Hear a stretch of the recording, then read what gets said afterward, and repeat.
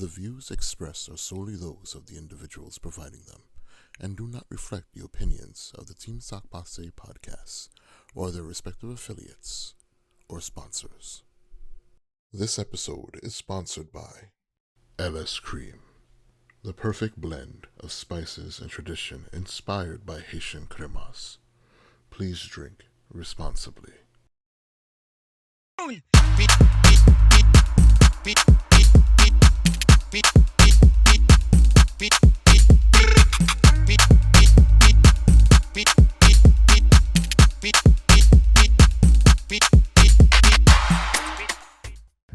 Pase, what's up, world? Welcome to another episode of Team Pase podcast. My name is Glad. And I'm your boy, Rob. We are your favorite Team Pase podcast where we interview great entrepreneurs from all sectors of industry.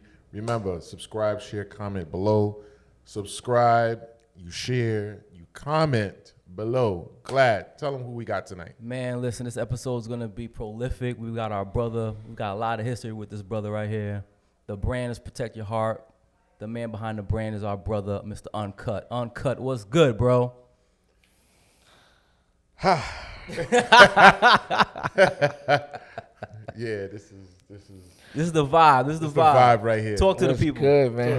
How's everybody doing, man? It's really, to me, a long, awaited conversation and meet up and so much more. It's like it's been a long time, like you said. It's been a long time coming. Before Protect Your Heart, before everything, we've been rocking. We've been, pushing these envelopes. People don't know. Mm-hmm. You guys been out here for a long time. Like one of the first Haitian brands to really come out and represent in the way where it says it's Sac Pase, and to this day I'm still waiting for more Sac Pase apparel, because we always love that joint right there. So thank you. I'm just happy to be here with you guys, man. I love what this has become, and I'm here to really, hash some dope things out with you guys, man. Yeah, man. No doubt, Yo, April 23rd, let's get right into it. What's up? Oh, shit. Protect Your Heart Day. We just had our 9th annual Protect Your Heart Day. 9th? Yeah, man. We're doing this for 9 years.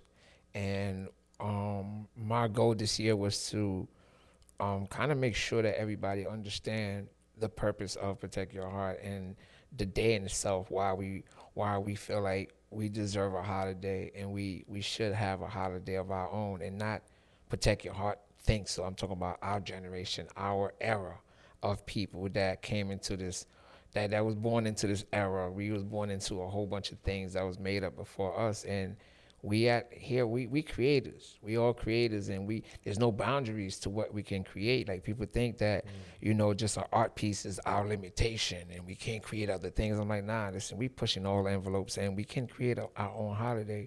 We can create something that 50 years from now our children will be able to benefit from, not just going out shopping and doing all the extra dumb shit, but really doing something that honors themselves and their spirit and the concept of unity, of oneness, So that's what Protect Your Heart Day is really about. It's like self-love, self-appreciation, this whole concept of mental health and body health. Mm-hmm. Like, we honor that and we promote that to the fullest. That's what's up. It was like a weekend thing, a one-day thing. It's usually a weekend thing. It's usually a 4-day thing, but this year we did 1 day. Right. And the whole thing is 420, 421, 422, and 423. That's a 4-day, pretty much the way we do it. And we usually have a 420 event, and then 421 we usually do children and family events. Mm-hmm. And on 422 is Earth Day, so we do a lot of Earth Day related stuff, whether it's feed the homeless, go clean up the park. And on Protect Your Heart Day, we'll do the meditation, yoga, the art, all the big thing that comes together. This year we put it all in 1 day. Mm-hmm. We had the cannabis, we had the yoga, the meditation, the massage, the panels, different people coming out and talk about mental health and body health. It was all in 1 day, so it was beautiful. And how many people usually have in attendance for this past one? Well, this was our first year. We limited down to I think 3 cities. It was New York, Miami, I think Portland, and this is another city that participated in this year. And our attendees, we had about, 500 people throughout the day. And I really don't know, because it was in and out, but I really expected way more. for our 9th annual, I expected the whole city to come out, you know, because everybody, you can't go through a day without somebody posting "Protect Your Heart," right? But yet it's hard to get people to follow the page and actually understand what the movement is about, because people actually take that art and take it in and make it their own, and then, you know, bring it out in their own way, which was the original plan. But right now we're making the connection between the movement and the actual art in the streets. And that's what we're here for, so you could talk about the movement, so people could get a better understanding and a better idea of what it's about. You know what I'm saying? Rob and I would like to take it back from the beginning. Yeah. You know, we've known each other for many, many years.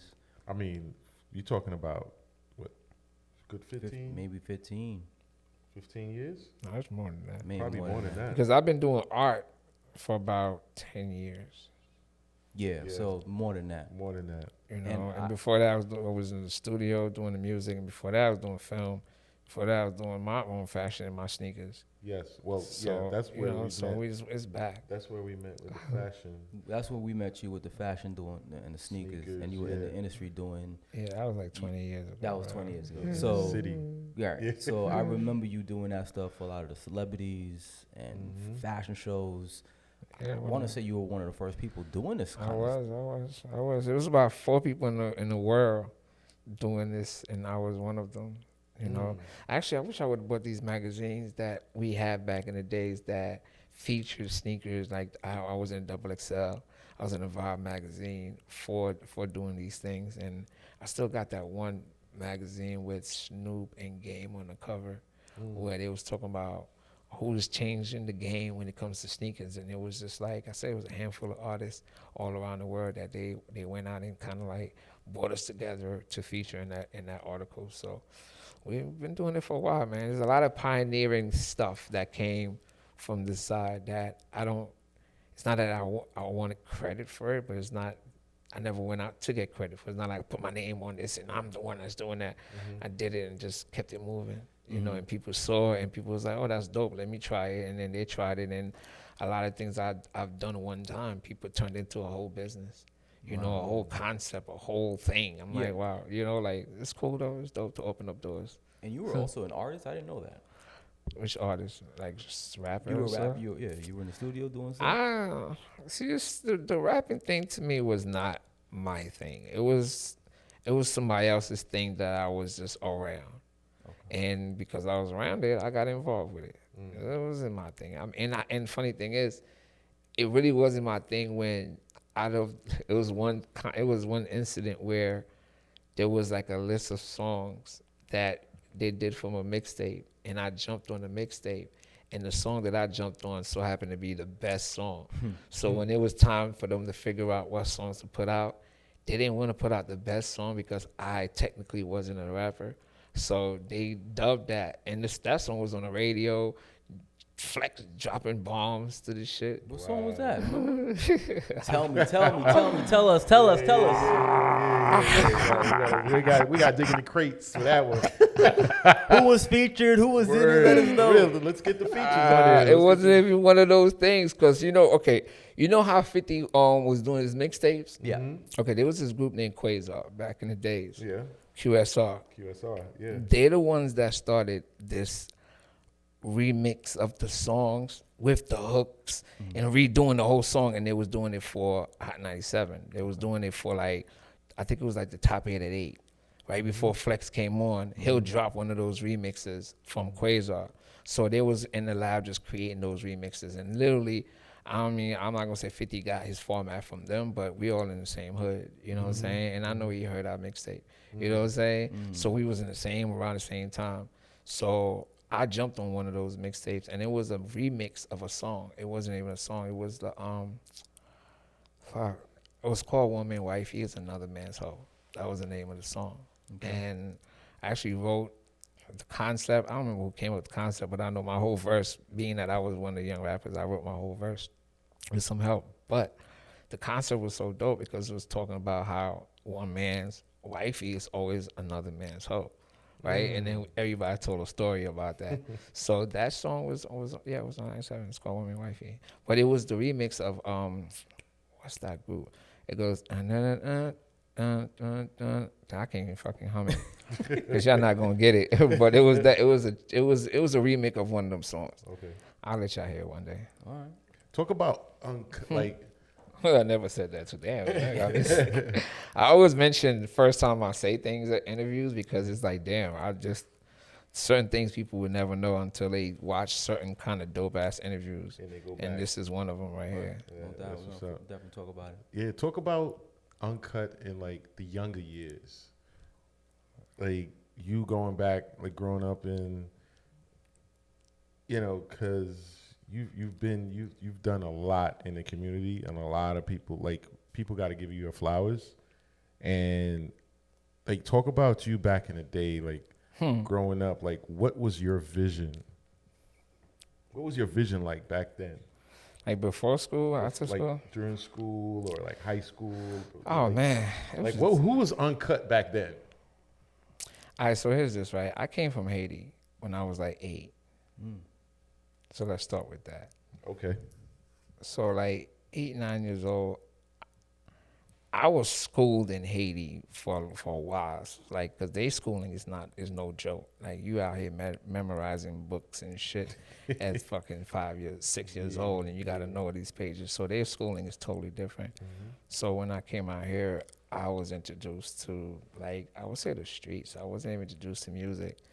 It was to the streets because I had to walk from my house to school, right? And that walk was the streets, right? Because you had to go through all these different things and different people to even get to school. So you was part of that, So those guys along the way in the neighborhood was who kind of like raised me and kind of like, taught me the shit that I need to know. So I kind of grew up a little Haitian kid that didn't really know much because I didn't speak the language at first. And when I finally did, I was just like trying to keep up with the status quo of how things are. So I was more in the trying to be tough side of the game, not even autistic, because when I came to this country, I didn't understand this country. You know what I'm saying? I was just like, what the fuck is going on out here? So I was trying to figure it out. So it was more like follow the leader. You know what I'm saying? It was a point in my whole life where I thought when somebody look at you for too long, it's beef.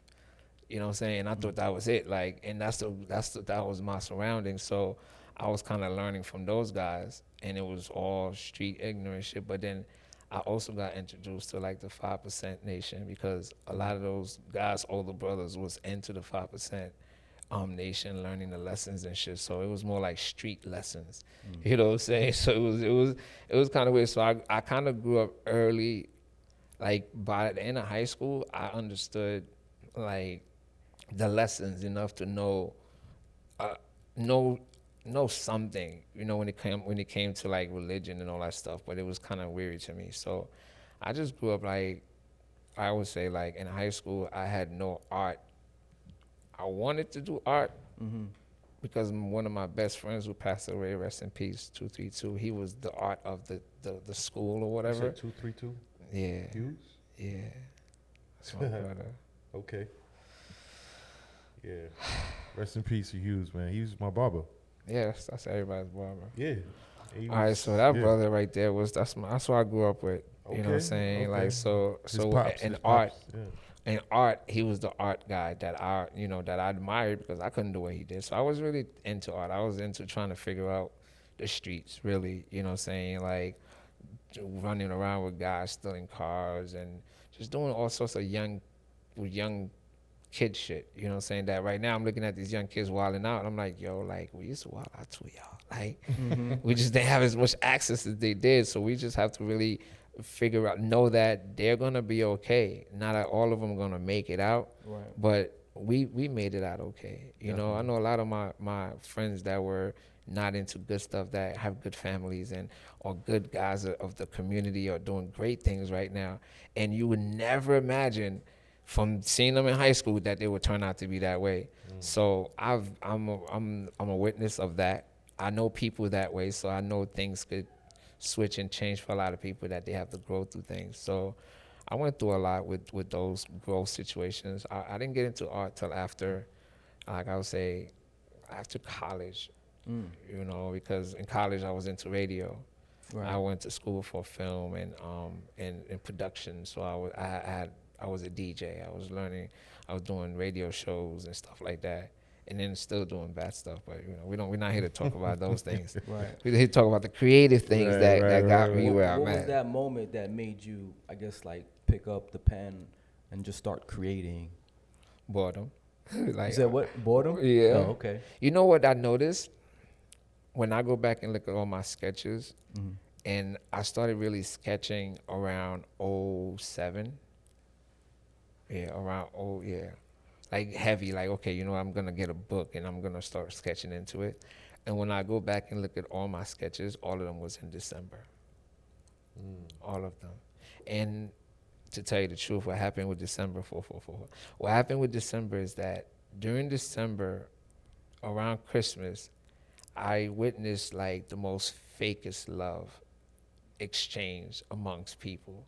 I'm Really? talking about one day last week they were screaming at each other and mean at each other, and because it's Christmas we got to be nice and give gifts. So at a young age I was like, didn't like Christmas. I didn't first of all, I never liked Christmas because when I was like 7, I saw my auntie sneaking in my room because there was no Christmas trees in Haiti. It was more like you was getting your gifts, was like you was waking up to your gifts next to you, like, okay, Santa Claus bought you a gift. Gotcha. And I remember when I was like probably 7, I was acting like I was asleep, and I saw her sneaking in and doing that. So already I was kind of like fishy about adults lying to you and shit.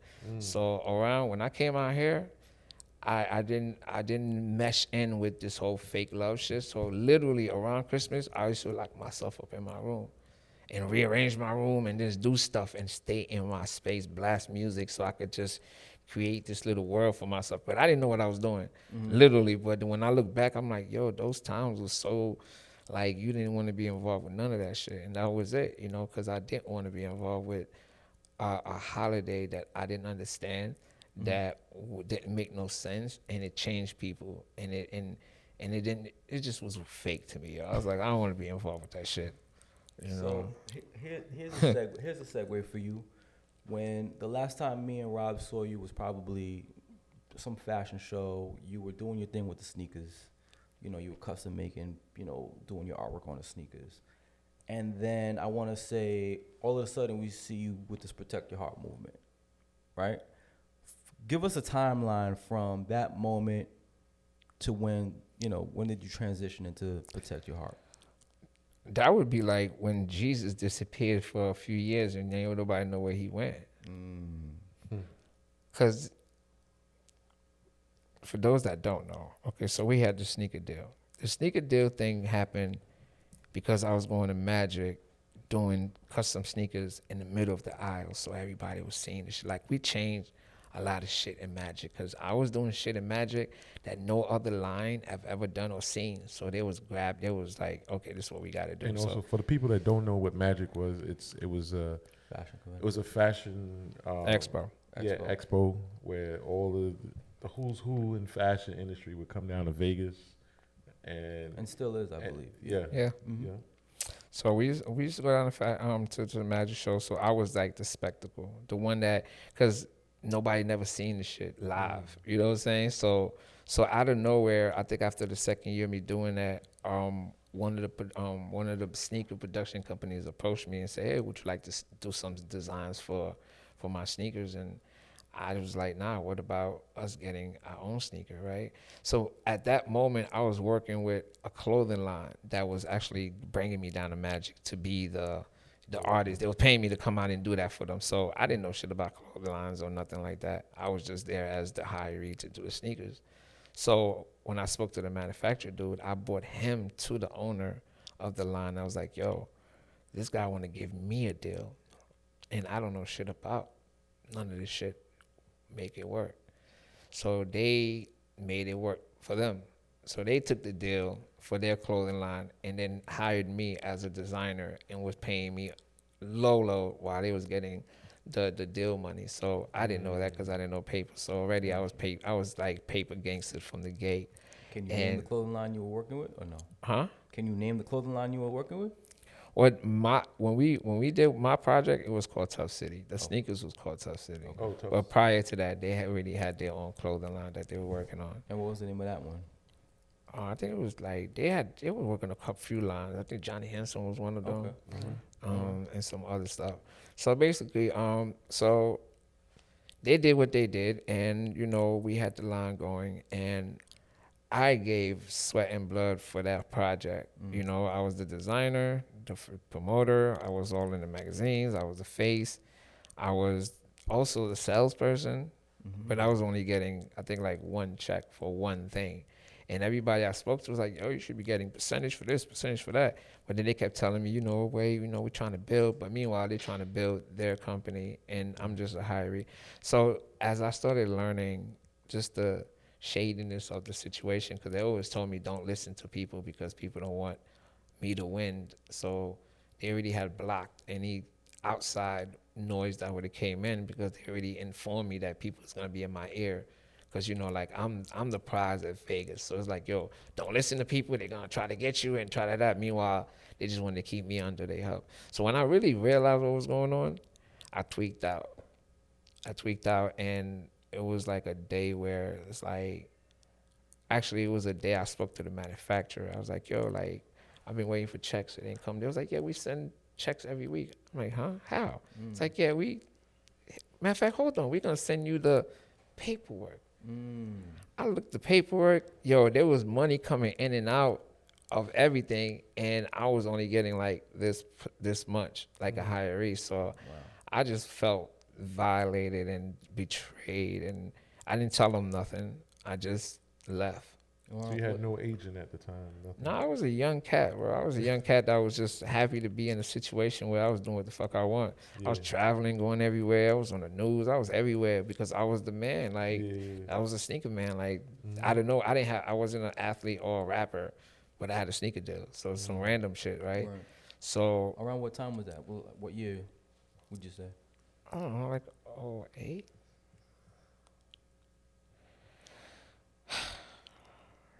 12? I'm not sure. I mean, I gotta look at the magazines. I still got them. But so at that moment, the next day, I was supposed to go to Vegas, to Chicago for a trade show, and they sent the car to come get me, and I didn't respond. And then I just haven't spoken to them like since. I just did a Dave Chappelle and just disappeared. Disappeared. Yeah. And then I fell into a dark depression at that same moment where I wanted to just destroy shit, and very low frequency, very negative, very suicidal, if I may say.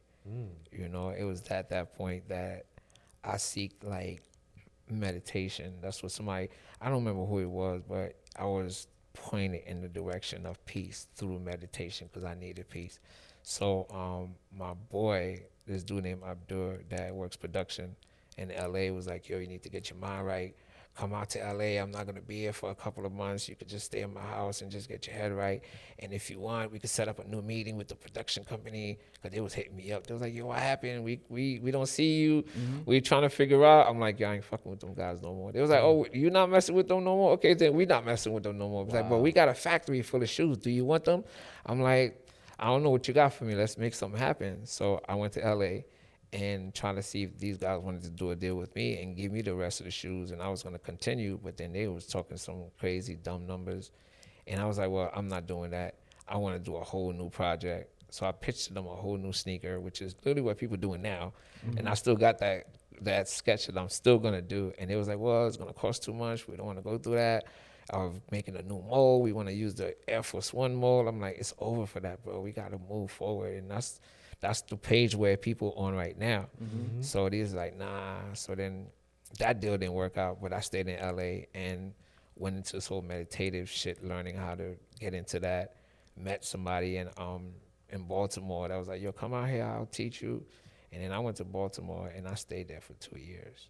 And all I did was meditation and breathing and just mindful shit for 2 years. I learned everything. Like, I won't say everything, but I done meditated my ass into a space where I didn't even want to come back to society. It was like so peaceful in that space. It was like, man, fuck going back to this industry. I'm not going back. But I had to go back because where I just came from with this meditation shit, I'm like, yo, everybody in the industry need this shit. So I came back, and then I wanted to figure out how can I get them to hear this message. What should I do? You know, at that point, I had access to music, film. I could have wrote a song. I could have fucking wrote a movie. But I'm like, I need to do something that's not gonna involve nobody. And I was like, I'm gonna do this art shit, and that's where the art shit came out of that. And Protect Your Heart was in the wing waiting, because I was like, I got to figure out how to get this message was so powerful that I had gotten it like in I would say 11, no, 09. 09, I was sitting there looking at the heart, and the heart had the spikes. I'm like, this shit look protected. I was like, okay, let's protect your heart.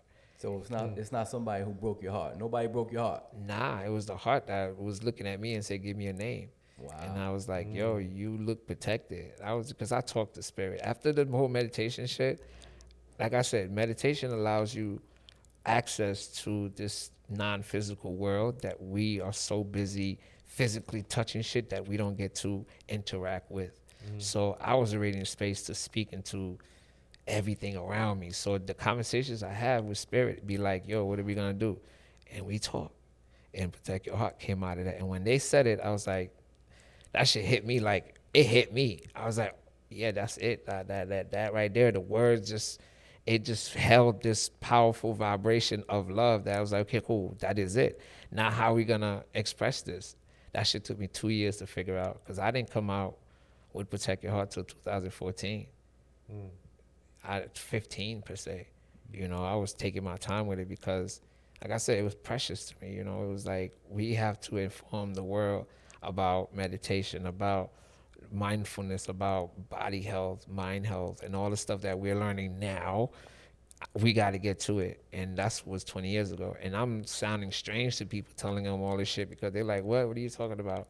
But I just was not stopping. So Protect Your Heart was like a way of me bringing the urban aspect to this non-physical message. And of course, for the first 5 years, it was no face attached to it. It was just out there. I just wanted to put it out there and make sure people got it. It wasn't until somebody snitched on me. I was like, I know who's doing it. It's uncut art. Like, because people feel like it's like a prize to know more than the next person and to be the first one to say it. I'm like, why are you gonna snitch on me, bro? Like, everybody need to know. I'm like, no, they don't. Like, they don't. So do you think, like, there's certain, because you're going for, because so you went to LA and you kind of meditated there for, you said, a couple of months. Yeah, I stayed out there. I was supposed to go out there for like a week, and a week. I stayed out there for like 10 months. Wow. You know, and the first book that I read, I didn't start meditation until I went to Baltimore. I read the 48 Laws of Power. That was the first book that freed me. It freed me because at that moment I realized that everything that happened to me was supposed to happen.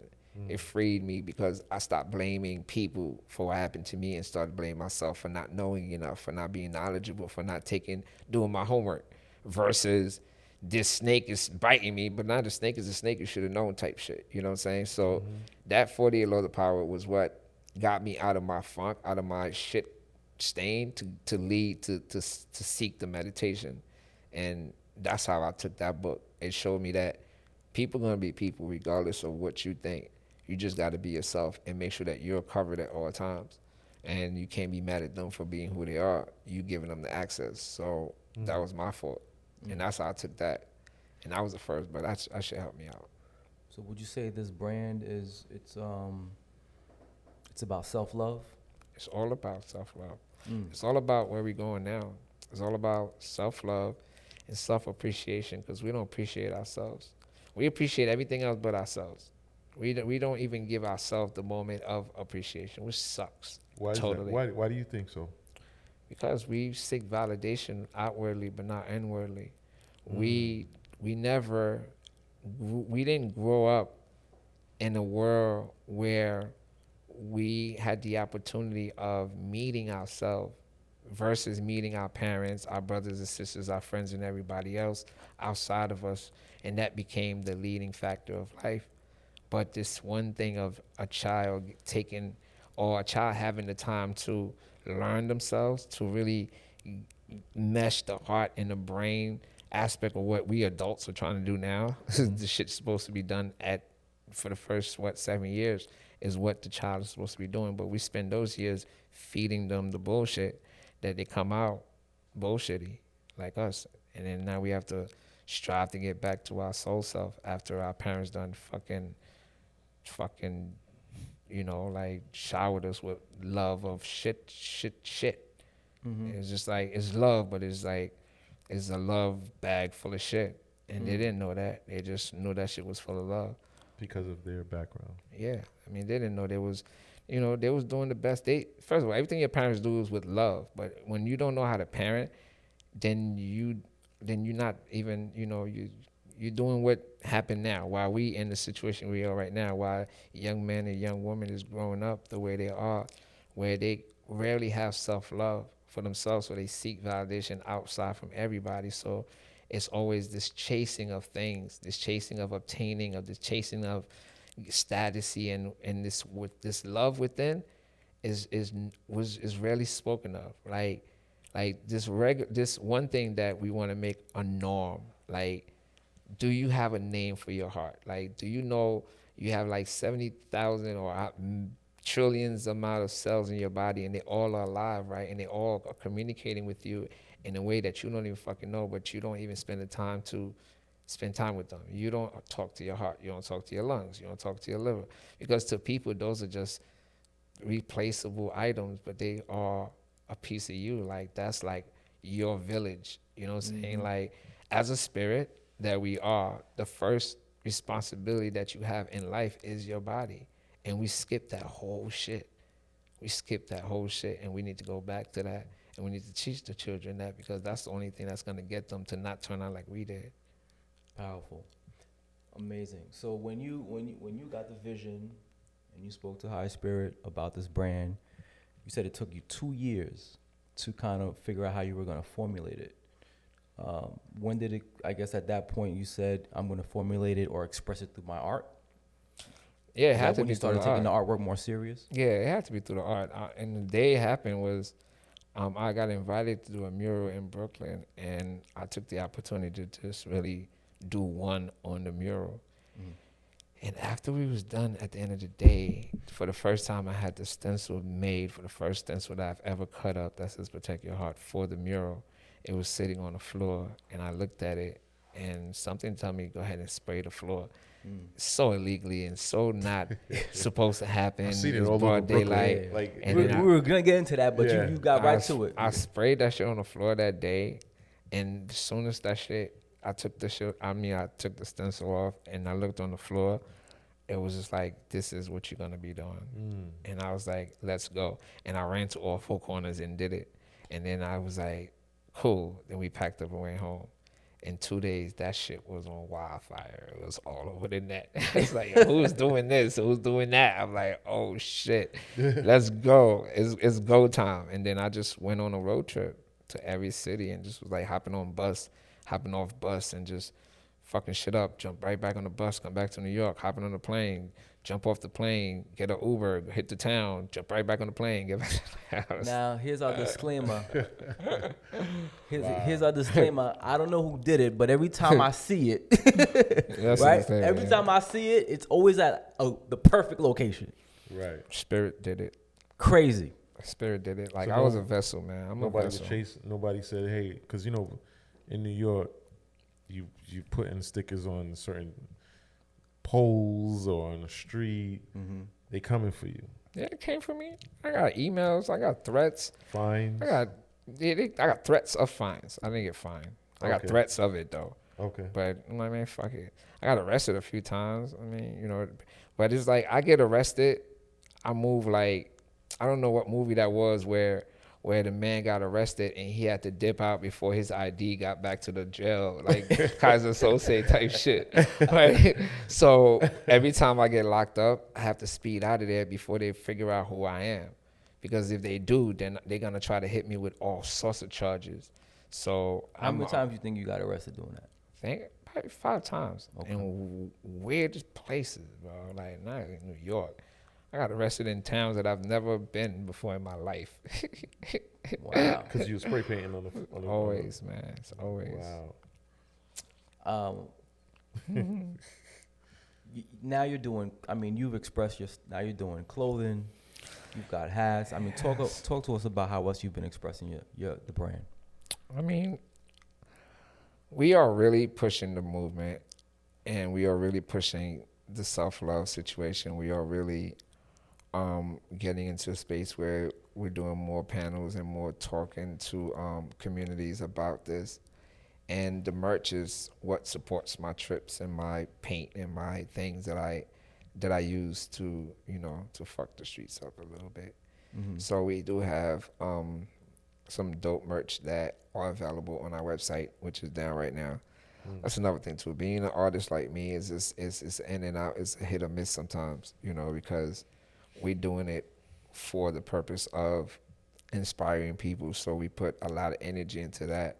And the business sometimes take a hit because we're more concerned with uplifting, and we're more concerned with breaking grounds. We're more concerned with opening up these doors than really doing the business until we find like a business team that say, hey, we're going to do the business. But we're doing the best we can at maintaining.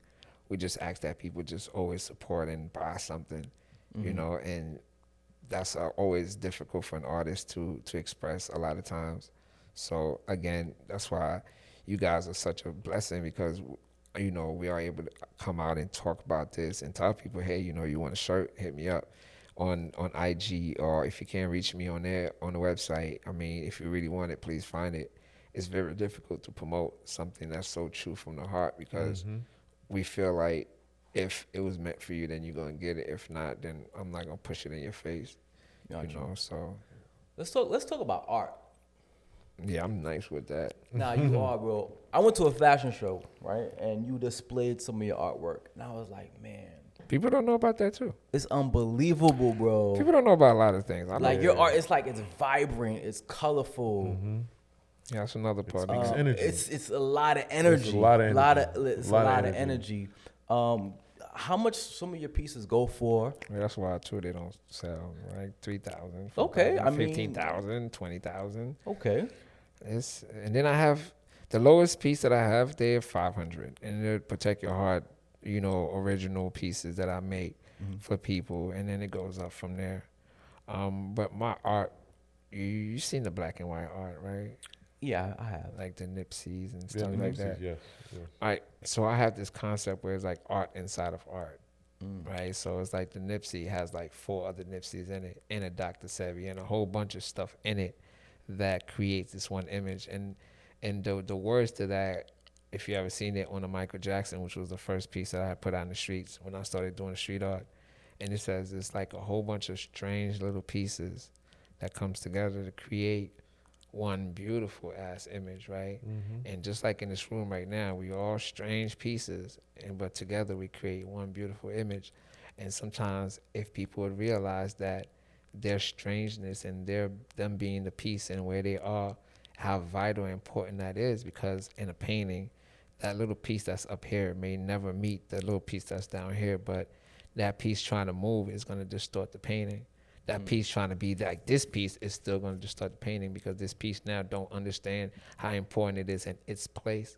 So when we all understand how we all are important in this vital place that makes the bigger picture, then people will be more open to being themselves, because they'll know that being themselves is the most important part of being at that space that they are, instead of trying to be like the next person or trying to navigate over here, or even complain why this person is all the way on top and I'm all the way on the bottom.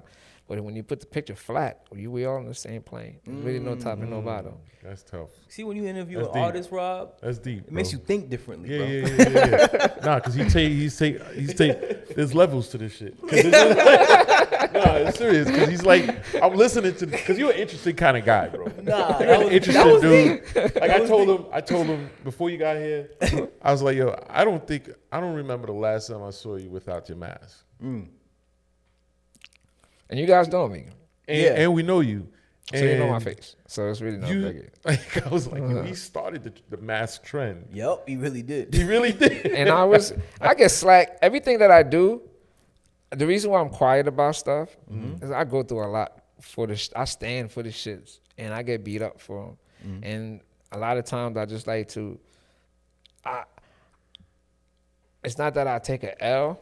I just rather just like not fight back, you know. So I just stay quiet and just go and create something else. You know what? It's getting crowded in here. Like, oh yeah, I made this room. Now it's getting crowded. I'm not gonna tell everybody to get out. I'm just gonna disappear. Y'all can have this. You know, y'all crowding my space. I'm gonna go create another space, and of course, it's gonna get crowded again. That's all I've been doing. And people that made it to those spaces and be like, wow, what is this? They know what the fuck the space that I made. And when they leave that space, what they going to do? They get inspired to do something just as similar and doper. You know what I'm saying? So, and they all know who they are. You're a trend leader for sure. They all know who they are. Ask him the infamous question about the mask. I know you've been wanting to say it. Ask him. Go ahead, ask him. I got a hole right here, and you can see my teeth. That's why I wear a mask. You have a what? A mold? A hole in my face. You can actually see my teeth when I talk. Oh, okay. I didn't believe it. So, tell us the real reason. What? People want to know why you wear the mask for all of this whole time, pre-pandemic, post-pandemic. Yeah. We don't know what's coming next, but it's a lot of reasons, man. I have people that'll tell you now, I made them wear the mask, or I told them to wear the mask. I've had a lot of people say, remember when I told you to wear the mask? Okay, you did one time. Okay, cool, I remember. Okay, so there's a lot of reasons, though. we here. All right, so here's this, right? So the first time I started doing street art, it was more like put the art out there and let the art speak, right? There was no name attached to it, right? So when I was told that I have to go out now and meet people, I was just like, oh no, why? I don't want to do that. So I actually went to an art show, and of course I wore a mask. But there's another concept of cameras, right? And your face being on every camera. Before even I was wearing a mask, here's the thing too, right? Here's another crazy thing. I used to take a lot of pictures with celebrities when I was, you know, in the forefront of this camera shit, right? And I remember toward the end of like the whole thing, I just started not liking my face all over these damn pictures like they were. So when I would take pictures, I'll have my hat and I'll tip it down. So that was one of the first things that people ever saw me do, and nobody was doing that. I had the hat down, so it was like, it was just like, it was a look that, and then I seen other people doing it, you know what I'm saying? Again. So the mask was like the next thing. And then of course when they started doing, the cameras started doing the doggy faces. I worked production for dumb long. That's what I went to school for. And animation and special effects 25 years ago, in order for them to make certain kind of special effects, they had to grid the actor's face. In order, that green screens, all the stuff, those things wasn't available 20, 30 years ago. So the gridding was a way of them really getting the animation for the mouth to move when they was doing their little cute animation back then when they started doing that. So when I noticed that in the IG, they had a grid. So that scared the shit out of me, because I know what grids does. You know what I'm saying? Grids, all it does, it really just scans your face in order for it to be able to create a mask. That's the only thing grids are for. So when I saw that, I jumped back like, whoa, no grids for me. That means all the cameras that they was making with the phones had a grid on it. And the grids was taking your face. And I'm a conspiracy ass person. You know, like and it's not a conspiracy what things I think shit that I know. I spoke to spirit, so I know. You know what I'm saying? Like, this shit that I know that I don't speak to people about, because it's like, y'all wouldn't even get it, because places that I've been, motherfuckers is stuck in this physical world that they don't even understand that, like, it's five of this shit. It's like five of this. There's like multiple versions of this shit happening at the same time. And I'm involved in all of them. So at that point, I forgot what I was saying. No, you were talking about you were giving different explanations of why you wear the mask. Yeah, so the grid face was definitely a no-no. And then another dope reason of the everyday mask thing became where I was comfortable being the artist with the mask, and the goal was to be able to take the mask off and walk the streets and just be me. That was the overall goal, right? can this happen? And it was so difficult because I wasn't able to change clothes fast enough from what people would see me wear to when I was in the streets. So it started meshing, and then my size and the way I talk and walk. So I was like, people was approaching me in the streets like, are you that guy? And I was like, no, I don't know what you're talking about. So I was like, shit, maybe I have to wear a mask all the time, because I'll walk in a room or in a spot, and then I'll see like something like, damn, I want to fuck up this wall. I go into a bathroom or something, I'm like, oh my God, I want to tag this bathroom because there's tags everywhere. And then I walk out with my face. Then it's like, oh yeah, we saw his face. We know who did it. So I was like, shit, I can't walk into a room because if I want to fuck it up, then my face is really exposed. So I'm like, damn, I got to go in with my mask. So in case I do something, I'm coming out with my mask. So we even on all levels. So there's a lot of reasons. And So then I just protecting your heart, protecting yeah, yourself. man, protect everything, man. Protect my face, man. Like, and then people say, yo, I want to see your face. I be wondering, what's the interest? What's the big thing? Like, why do you want to see my face? Why do you want to know me? You know, so I'm always into that space. Yeah, right. You know, so I always ask people like that, right? We ask our boy Joe that all the time. All the time, bro. I'm like, why would you want to know me? Like, what's my face? What's the interest of my face? Somebody told me that they can't talk to me unless they see my face. I said, okay. Have a nice day. Yeah, walk away. I ain't got no time to even, I don't understand that concept. Just like you don't understand mine, I don't understand yours. We're definitely not on the same page. Okay. Oh man, this is funny because I think, you know, society is like, okay, if we came on a podcast with mask on, that would be like the, yo, why don't they take off their, like, you know, that that cartoon character with the, you know, the guy with the, you know, they have a lot of people with masks on, they have like the costumes. So what are you hiding? You know what I'm saying? Like there's something that you're hiding behind that mask, or an emotion. Yeah. You know what I'm saying? Because I thought, honestly, when I saw Protect Your Heart on the streets, I was like, oh, okay, it makes sense now because he's covering his face, his nose, because he's inhaling all that spray paint. Yeah, that's that shit don't even help, man. I be taking my mask off, it be paint all on this shit on my nose, so sometimes it doesn't even fucking help. But I tell you this, there's this mask wearing thing that you just spoke of is a thing too, because I remember I was doing this radio show, and this lady was asking me same question. She was like, how you supposed to date? Because it was more like she was talking about the dating thing. How you supposed to meet a girl wearing a mask? I'm like, the same reason a girl feel like they can meet a guy wearing a mask too. Like, what you think the makeup and the lipstick and all that shit is? You don't think that shit's a fucking mask? So they could come masked up and we could accept that, but I go like this is a fucking issue. So we had it out. It was a big, like, it's still on the internet. Like, people still go back and comment on that post because they're like, yo, he got a point there, but I wouldn't date a guy unless I could see his face. I'm like, because you're so superficial, right? Because you're so into this concept of what this person looked like that you can't see past that. And until people can see past that, they can never see the person. They can only see the version of the person that they want to see. They're never going to see the person. And when that person don't show up like they want them to see them, then it's a fucking issue. Right. I thought you was this. Now people's thoughts become their reality. So what you thought of me was really what you was rocking off for, and it was just a thought.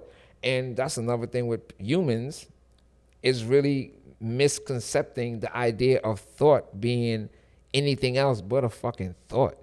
Like, I think that you're looking at me all fucked up. Now I'm mad at you because that's what I think. So what I'm thinking now becomes a reality in my head. So we're now moving off a thought that is just a fucking spirit. It's like a demon spirit. That's what thoughts are. For the viewers, you have to treat thoughts like strangers in your house. You don't. Because you wouldn't let any stranger in your crib. And that's what thoughts are. They fucking strangers. And you can't just allow them to just dictate what the fuck happens in your house. And that's the same thing with people and thoughts. So when thoughts come in, you got to ask this motherfucker, like, who sent you and why are you here? Are you here to benefit me or not? And if they're not, they get to go. But we sometimes don't know that we have that power to actually move that thought around. We like, oh yeah, the thought came to mind and I'm mad because it came to mind. I'm like, nah, my nigga, like, get that shit the fuck out.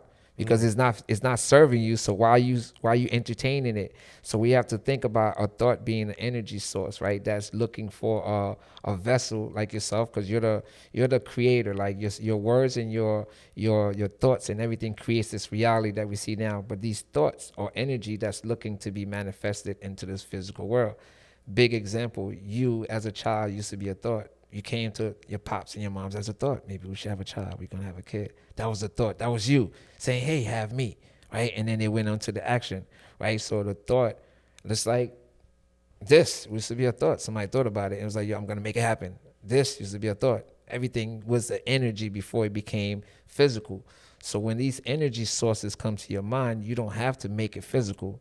You could dump it. You could just say, nah, I'm not with it. I'm not vibing with that. And people have to learn to do that. And that's part of that mindfulness that we have not learned. Powerful. We really think that we are thoughts and we're not. And how do you get rid of your negative thoughts? Is it through meditation or just saying it out loud? How do you do that? You don't, man. You just keep adding positive thought. You don't get rid of nothing. It's a constant movement, right? Getting rid of stuff is not our thing. We're attracting and we're expanding always. So if you want to stay in a negative thought, now you're in a cycle. But if you want to move past it, you create something better and bigger. That's the best part, is just being that pusher of yourself that we don't do. We allow things to push us. Oh, it's sad outside. I'm sad. Oh my God, it's happy outside. I'm happy. Things are pushing us. We're not saying, I'm going to make shit happy. I'm going to make shit great. I'm going to make this. I'm going to make that. So we just have to be more proactive at this love shit for self that we not. And we have to learn this stuff. We never learned it. That's powerful. Nah, yo, bro, I definitely applaud you, man, what you're doing. Because, I mean, we talk about that mindset all the time where, you know, we try to listen to a lot of positive stuff and a lot of, you know, it's all about feeding your mind. And every day it's like it's challenging because we see what we see in the streets. We see what we saw in the streets. We see the people that we see in the streets. And it's like, especially in our culture, that's a big, you know, big issue that we have. What are some of the challenges that you see that for your brand, like, you know, you come in here from a different country that's like being challenged every single day, that's being like looked upon in a negative way, but then you turn that into a positive. Like, what are some of the challenges that you see now, like, for the culture? For the culture? Which culture? I would say, let's say start with the Haitian culture. Man, Haitian culture in America or in Haiti? Or Haitian culture in general. Haitian culture is world culture. See, I don't think Haiti is a small island and Haiti did Haiti shit. Haiti did world shit. Haiti started the world fuck slavery shit. The world. It wasn't just because it started in Haiti. It stopped. No, nigga, like Haiti's responsible for the world. So when you talk about Black History Month, the world, that word in slavery that we was like, nah, fuck that. We ain't gonna let that happen. We gonna travel from island to island and we gonna fight and we gonna allow all these people to come to island because it's free. That started the world of freedom. And we don't get recognized for that, which we will, because I think January 1st, which represents, which is Flag Day, right? Now, Our independence. And now it's our independence, but Right. it's like I said, it's world independent. So it's been subsided to something small, but it's really world independent because it started the world thing. And what I really know is that January 1st is not New Year's, right? It's really World Independent Day, you know, Haitian Independent Day. And New Year's is really in springtime. If you guys don't know, like the calendar is freaking all flipped upside down. So I personally think that our culture has really been hidden from the world through all these things, including New Year's, because New Year's is really Haitian Day and it's covered. It's like we're gonna make that New Year's so big that people can't even notice that Haitian Independence Day is what started the independence of the world, to give it that light. You know what I'm saying? It's just so small. So I think there's a lot of covering up that's been happening because that island is sacred as fuck. Even what I'm doing with Protect Your Heart is coming from that same concept of freedom for all, not just one, but for all. You know what I'm saying? And my freedom at this moment is freedom of the soul. You know, their freedom was, yo, we got the soul. We about to free our bodies. You know what I'm saying? It was tough back then, but right now it's even tougher because it's a silent war we fighting. You know, it's a spiritual war in all aspects of it. It's the same thing all over again. It's happening right now. You know, a lot of people losing their lives through this mental health shit, like tormenting themselves for not feeling, like they're not feeling that, that thing that people tell them they're supposed to be feeling. Like you're supposed to feel like you've accomplished something and you've become something in life and you've done this, you've done that. And when they look at others and like, well, I've not done this and I don't have money, quote unquote, the shit that people are damn near killing each other for, people turn to other things, and that's what's tormenting the culture as a whole. But Haitian culture right now, going back to that, it's at a fucking, it needs a whole reset. We've lost our ways in so many ways, and it's only gonna get worse because we have to go back to spirit. We got to go back to the trees, to the earth, and we've lost our ways. I'm not gonna lie to you. Here's a question for you. Speaking about Haiti, RIP to our fellow Haitian brother. You probably know this name very well, being that he comes from the same industry as yourself. Basquiat, what's your thoughts on him? And have anybody ever compared you to that, to him? I get compared to Basquiat all the time, just not knowing why. I mean, I guess people see what they see, but I ask people all the time, like, compare me to whoever they used to compare Basquiat to. That might make sense to them, because it's like, I am me, and I see the resemblance from just the idea of not giving a fuck, the idea of pushing boundaries, the idea of just the ideas. I could see the resemblance. Just going out in the streets and putting the work out there and not caring. I could see that. It's the new age things, but hopefully, I get recognized as being uncut. When I freaking now before I die, really.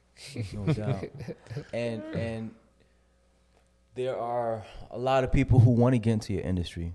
A lot of kids who want to be artists, such as yourselves, and this podcast, it's about entrepreneurship. Like, we highlight all types of people, but at the core, it's about entrepreneurship. What advice would you give to a young fellow up and coming artist who wants to get his or her feet wet in the game?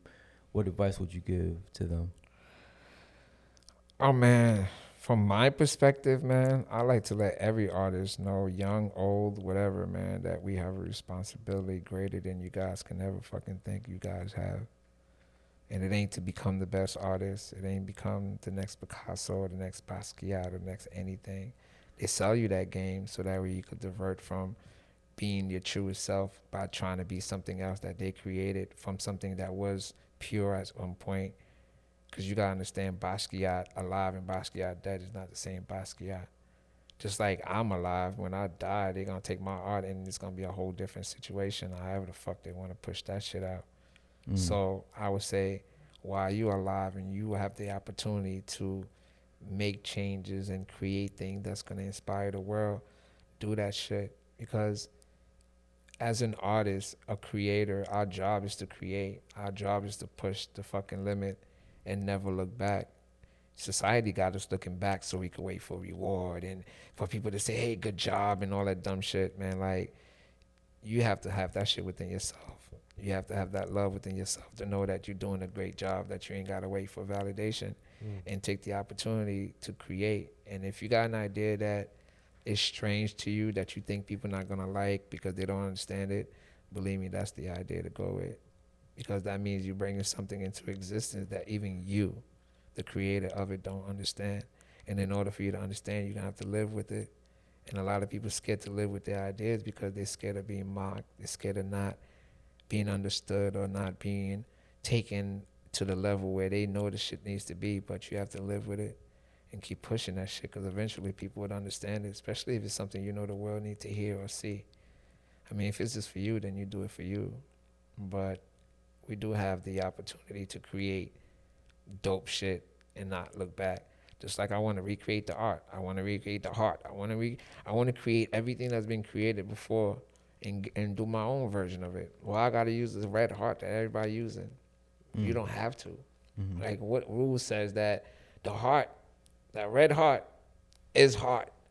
Why can't somebody just say, you know what, fuck that.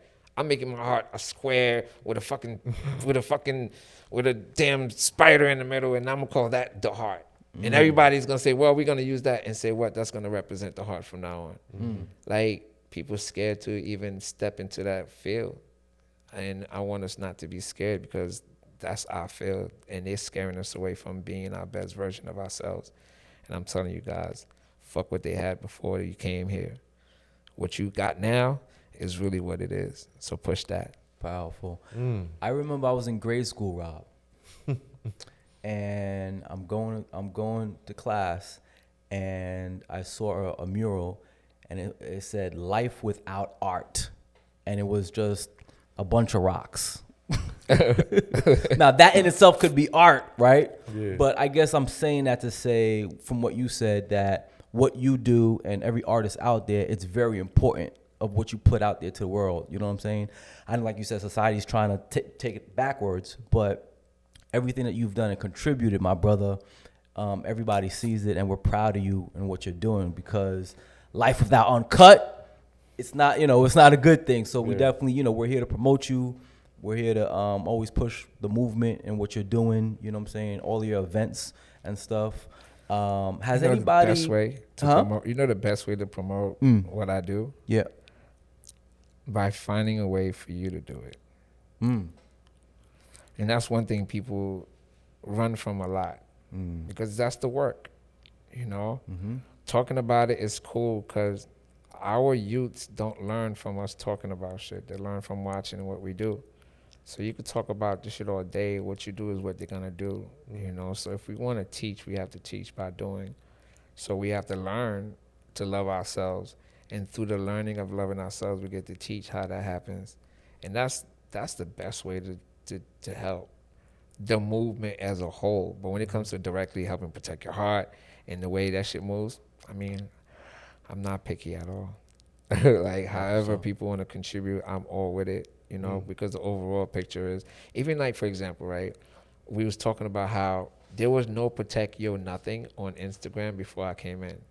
Right now you see protect your because protect your heart is protect your heart. For everybody that don't know, is protect your energy, protect your peace, protect your dome, protect your all of that is all protect your heart, right?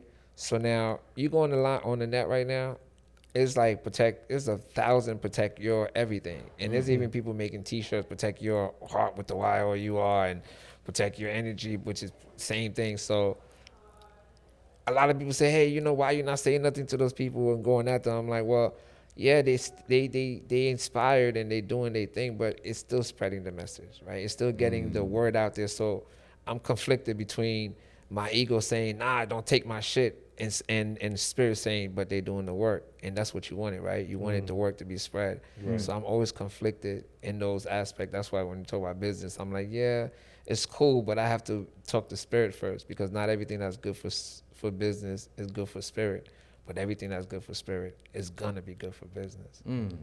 Speaking of business, which is what I was gonna ask you, like people like Jay-Z and these guys are big into art.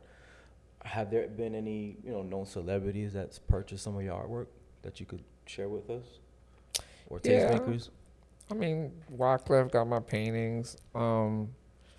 Melky, I can say the whole Fugees, except Lauren. I mean, yeah, got a painting from me. Jamie Foxx got a painting from me. Somebody else purchased a painting for like $15,000. That was my first painting that I sold. Wow. I totally forgot his name. He was very adamant about it. It was a Run DMC painting I did. What kind of painting was it? It was Run DMC. Run DMC. Yeah. Okay. But yeah, lots people. But I actually want more celebrities to buy my paintings, because I do the dopest work. Sometimes I just don't even want to do paintings, because I'm just like, it takes like months to do the work that I do, and I haven't received the staging to even show the kind of work. So sometimes I'm like, yo, they don't even deserve this shit, because my work because it's all encrypted, like sigil type of energy shit. Like your shit, like in your house, it energizes your house. It raises the frequency. And my art's so lit that every time you look at it, you're gonna see something different. Mm-hmm. Like literally, for the rest of your life, it's gonna keep changing up on you. Mm. So that's what's so dope about that. Was that your biggest seller, the 50K painting? Price wise? Yeah, Yeah, one painting. Yeah. that's what's up. How do you price your painting? Like, how does an artist price their painting? Well, me personally, I price my painting based on time and the materials that it really is going to take to get that work done, and then the kind of work I'm doing, and the kind of, like, I use diamond dust. That's why my shit costs a lot, and diamond dust costs a lot of money, and sometimes it's not even real diamond. Well, 99% of the time, I only did real diamond on a painting one time, but it's usually it's like zirconia diamonds that I get from these dealers and these people that have access to black diamond dust, and that's why I add an extra 4,000 or 5,000 to my paintings, because it's like bling blinging all over the place, and of course the intricacy of it too, because it's very minutely intricate. The size of the painting, and then of course I, as an artist, have a reputation that exceeds the prices. Certain things can't be below a certain price when it comes to, and then of course once you sell a painting for a price, that becomes a state, right? Once I say, okay, cool, that 48 by 48 diamond dust painting was 15,000, so now everything is gauged around that now. Got you. Yeah, yesterday's price is not. Today's price. It's not, and I play around with the prices too. It's funny because the art price changes. Like, he's a millionaire, and you're just a fucking dope ass person that love art, that cherish that's one of my dopest fans, and you love art, and you come to me be like, yo, I don't have it, I'm like, but I would love to own that, but I know my art is gonna go into a dope home. This guy owns a house, and there's always some party, some sex shit going on, and he's like, yeah, I love to have your painting so that my guys can see it and say that I know you. Yeah, can I buy your painting? I would not sell him the painting Because of the energy. Yeah. Interesting. Powerful, bro. And it's crazy, and it's not something that is like purposely. It's not like I'm a purposely like, oh no, I don't want to sell him the painting. It's just the energy wouldn't even allow me to even go through the deal fully. I want the money. Yeah, I would want my painting to find a home, and it's gonna energize the home. But at some point, the painting don't even want to go. You know what I'm saying? It's powerful. And you gotta listen to the art, bro. Like, I listen to the art, so that'd be that. But yeah, buy my art. That's what I say. Like, as an artist, man, if you don't buy art, I don't make no money, man. No doubt, bro. I came with some goodies for y'all. Talk about your merch, man. I don't have merch. But I do have merch. I did these shirts called Heart Space shirts, because when I started the clubhouse room during the pandemic, I was doing meditation every day, and people needed it, and we was just like, I created a room called the Heart Space where you couldn't come in the room with your ego. It's like, clubhouse used to be a place everybody want to know who they are. It's like, yo, in my room, don't even show your face. So I had the only room where when you come in, you have to wear a heart, and it was no faces on my shit. So it's like, you was a spirit. So then we made a whole bunch of Heart Space shirts with the Protect Your Heart. So I bought some for you guys. Thank you, man. I think you're large. Appreciate it. Oh yeah, thank you, bro. And I think I got a medium for you. Thanks, bro. I was on point. I was like, and then I do this custom hats, right? It's one of ones. This is dope. Now these hats, I sell these hats anywhere from $77 to $111, right? Wow. Because there's just like, that's just an art piece, because even my signature on it. So this is an art piece that is valued in time, and people, I sold more than 5,000 hats for the last 10 years. I've seen people. Yeah, I'm just hat sales. People call me all the time like, yo, somebody stole my hat. My niece took it and I left it here, and just always something with their hats. I'm like, yo, buy 3 this time, so that way, your children won't get it. So I bought a few because I'm like, I like people to pick theirs. I ain't want to just pick one for you guys. So I want to just pass it, and you pick one that you like. Appreciate it. Wow, bro. Just thank you. And this one of them right here. Oh, this is dope. And then I came with some scarves. See, I'm not playing. Yo, we ain't playing. So we made some scarves. These some real nice silk polyester scarves that I had made as a way, because I wear a scarf and everybody want to wear what I wear. I sold the scarf one time to this person, and then they DM me. They was like, well, I don't know why my scarf don't have a hole in it like yours. I'm like, make your own hole. Cause I got a smoke hole in my scarf, cause I don't have to take it off to smoke. So I just, Got you. and a straw hole. I be if I gotta drink water, I just put a straw in. Okay. That's my straw hole. But yeah, so these cars, you pick a color. I bought it. Like I said, I like people to pick their own, so I bought one of each. So You guys pick which ones you want. And, Wow, this is.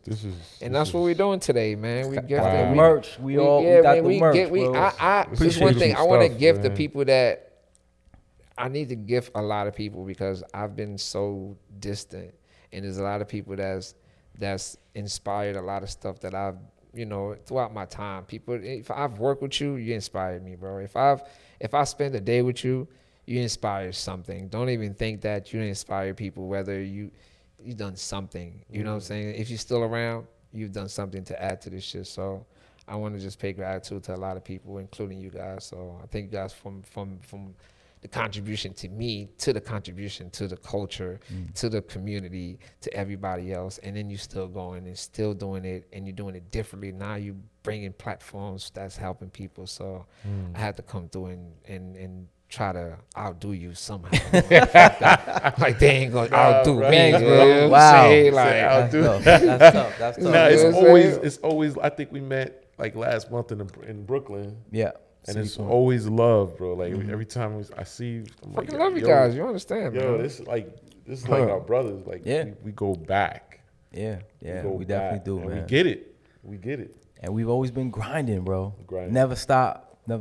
Always Yeah. moving. Right now, I'm trying to figure out how to, really get it going this time, really, because this the 10th year coming up for Protect Your Heart Day. I want to do a 3-day festival. I want to do it big this year. I have to do it big this year. I have to have. If this year could be like my funeral, it'll be a dope ass event. Everybody show up, cause nobody shows up. Like my friend, like the people that shows up to Protect Your Heart is people that follow and people that really like fuck the movement. Like the people that say they fuck with me, they don't come. Like they don't really believe in the movement like they say they do. And that's bothersome in a way when you're trying to change the culture with the culture, and the culture is saying one thing but they're doing another. Because Protect Your Heart is not me. It's really us, right? And people still don't want to let go of this identity of, yo, that's yours, uncut. I'm like, how? Right. How? Right. How? Right. Like, believe me, if y'all want to see that shit being mine, I could do the selfish shit. It's not hard to do the selfish shit, to go and, do selfish shit. Just do brand things and just do all about brand and buy things and, make everything costly. Like we could do that all day, but that's what people respect. They respect when you just taking advantage of them. Like if you're giving shit away, niggas like they take advantage of you. Yeah. So fucking We learned that the hard way. We definitely learned that. So you gotta charge for everything. You gotta treat people like shit, and that's whack. And I can't do that. I can't. That's not my lifestyle. That's not me. So it's just gonna be what it is right now. But do you think yeah, we could sit here another hour and talk about stuff.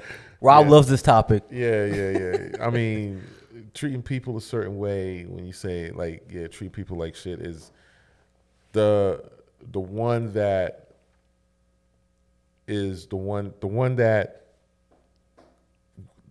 comes out and says, you know what, the one that cares the less wins. Yeah. And it seems like you're supposed to care less though. yeah. You're not supposed to give a fuck, right? You're supposed to be so self-centered that your mindset is like, yo, what I want is what's going to happen. And that's what happens. That's why people say, why is the bad guy or the good guy or whatever? Because the bad guy is very, very convincingly convinced that what he's doing is right for him. The good guy is convincing that what he's doing right is for everybody else. So now when everybody else don't move right, it throws him off. Right. But the bad guy, when everybody don't move right, he don't give a fuck because he's doing it for him. But he's not really the bad guy. He's just a selfish guy. And selfish is good sometimes. Powerful. You know? Powerful. Interesting. We got a This is secret weird. question here Last question of the day. Secret question. Oh, that's what that box was. Yeah. Man, I answered all those questions already. They already Pretty much. answered. Yeah, man. It's nothing in here that is gonna push me. What's one thing you can? Whoa. What's one thing you can change about yourself? Wow. Uncut. Uncut. Take my mask off. No, I'm just kidding. What's one thing I can change about myself? I mean, there is nothing. Every day I'm changing things. The one thing I'm working on right now, it literally is a lot of things I'm working on. The one thing that I'm working on right now is damn. This is a deep one. I was like, y'all can't stick me. And we got him. Got him. Got him. What's the one thing you could change about yourself? Right now, that I think I care too much. You care too much. Yeah, You would change that. yeah, I care less. Be more selfish. Yeah, I'm changing that, Okay. and I'm helping everybody change that too. Yeah, like you said, sometimes being selfish is good. And let me clarify self to everybody real quick, Mhm. and we need to understand what that means, Mm-hmm. because the word self doesn't represent the individual. The word self actually represents the collective of individuals. Like self is the oneness. Self is us as a whole. We are self. So somebody being selfish is more into the energy of things than the physicality of things. So when you're selfish, you're into your spirit. You're into your peace and your love for self, right? That inner part of you. And the inner part of you is what connects us all. So when somebody's being selfish, they really being into that inner part of them that connects us all. So when you're doing something for yourself, it's really for us all. Because you taking care of yourself is making sure that nobody else got to take care of you, right? So now you're doing it for us all. You staying out the way, kind of. You know what I'm saying? You're making yourself one less person to worry about. You know what I'm saying? Instead of worrying about everybody else, and then when something happened with you, now nobody's really there. Now you mad at everybody else that you just take care of, which is one of my issues. You know, Powerful. so it's a lot. So being selfish is a great thing, but we must understand that self is not for the body. Self is for the spirit. Got you. Well, be selfish and let people know where they could find you to, so where they could connect with you and get some of your work. Please just hit me on Protect Your Heart IG. Follow that page. Like, it's been 10 years and we still hadn't hit 20,000 followers. Because of course, IG does what IG does, and you have to be like a content creator to even get those kind of things going. But definitely follow us on IG.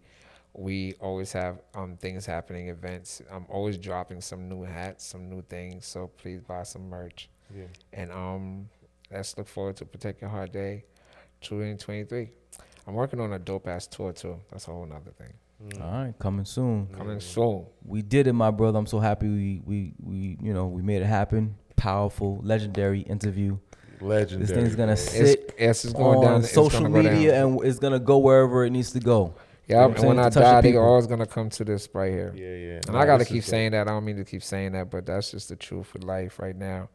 A lot of our soldiers are dissipating to this mental health and body health situation. And currently, that's one thing that I'm very adamant about. People being more aware of their bodies. Building a relationship with your body is like our thing right now. Learn to sit with your body. Learn to learn your body, because there's a lot of attack on your body from the shit that just happened the other day. All that smoke, all that smog. People gotta know right after that day, you're supposed to be drinking mullein tea. You're supposed to be drinking that kind of tea. You're supposed to be clearing out your lungs. That kind of stuff. Because why? You understand what your body needs. Because we don't all understand what our body needs. Because we don't all love our bodies the same way. So we just want to change that dynamic, especially right now, bro. Like, I just lost, not lost, but a few people just transitioned in my life off of this whole thing, and we just want to keep pushing it so we keep everybody alive. No doubt. No doubt. Get y'all some of that Mullen tea. Stop playing. Or look it up too. There's a lot of other things online that you could look up that you could drink that could clear out and help cleanse your lungs. Please, everybody, get to it. All right, cool. Hey, you heard it here first. Protect your heart. Rob, man. Rob, housekeeping items. Thank you, bro. Like this is beautiful, bro. Thank Yo, a lot of gems, Yo, Jamville. housekeeping items. LS Cremas, thank you so much. Official sponsor. Official LS sponsor, Cremas. I LS used to love Cremas. Cremas, man. Yeah, that It got Cremas. milk in it? No doubt. Yo, it's Yeah, got got milk. milk. They, It's I'm gonna, you know what? I know how to make cremas. I think we're I gonna think have it's to. nutmeg. I think we're gonna have to Got come out nutmeg, with yeah. the vegan cremas. the vegan cremas. Yeah. Yeah, I have think to. it got nutmeg. I don't drink alcohol, but cremas is Yeah, it's that's powerful. a whole different Beautiful, situation. bro. Yeah. First of all, Haitian things are not just the things that they are. Them shits is like, it's different. You know what I'm Soulful. saying? It's- It's so It is. different. It It's definitely so is. different. it is different. I got this Haitian lemonade that I make that I think I'm about to bottle up real soon. Do Okay. that. Do that. Yeah, So it's absolutely. Coming. Sound like Definitely, crack. I love that. It is. It is. Well, yeah. I should LS have brought Cream- you guys some too, man. Damn. Next time. Next time. Oh, LS Cremas. Remember that. LS Cremas, man. Thank you. Official sponsor of the Team Sock by Say podcast. Team Sock by Say podcast on all platforms or wherever you listen to all your stuff, all your podcasts. Also, thank you. Shout out Roots of Brooklyn, official sponsor as well. Sweet 100. And Sweet 100, thank you as well. And yeah, you smell like. Yeah. Smell good, don't it? Yes, sir. This is the truth. Yeah. Yeah. Yeah. To make this, man. Nah. They Let alone they're package doing it and manufacture it It's too. a husband and wife, Cremas, Yeah. and they doing their thing. They down And with Kenny Burns. Kenny Burns is pushing it for them too. Yeah. Nah, it's official, It's man. tough. I had we had a sip earlier. No, it's good. It's really good. stuff. It's very smooth, Definitely smooth. Definitely smooth. So make sure y'all check it out. LS Cremas. Yo, Uncut is checking out the Uncut. cremas. We may have them have a sip off camera. Don't get it twisted. Team Sock Pase, we out. LS Cream, the perfect blend of spices and tradition inspired by Haitian cremas. Please drink responsibly.